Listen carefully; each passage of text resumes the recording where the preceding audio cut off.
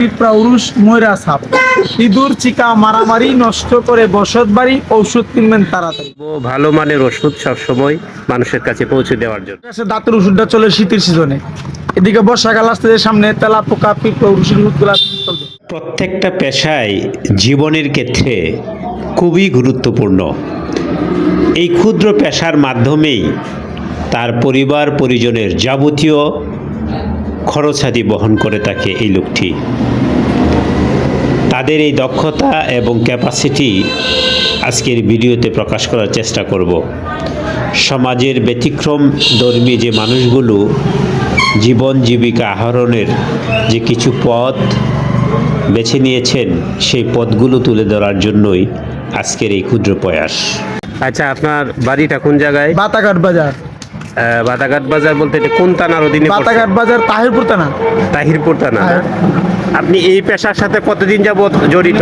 15 থেকে 16 বছর যাবত এই পেশায় জড়িত না?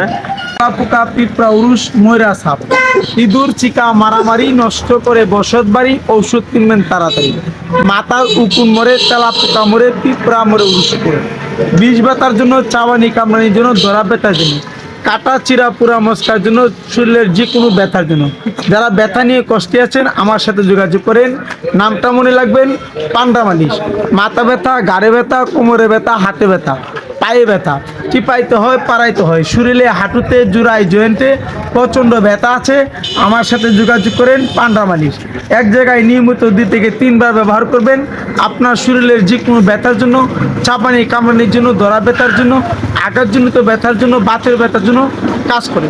এছাড়া আমাদের কাছে পাচ্ছেন দূষিত রক্ত পরিষ্কার, খাওজানি চুলকানির জন্য দাউদ বিকাউজ একজিমার মলম। নিয়মিত 2 থেকে 3 দিন ব্যবহার করবেন।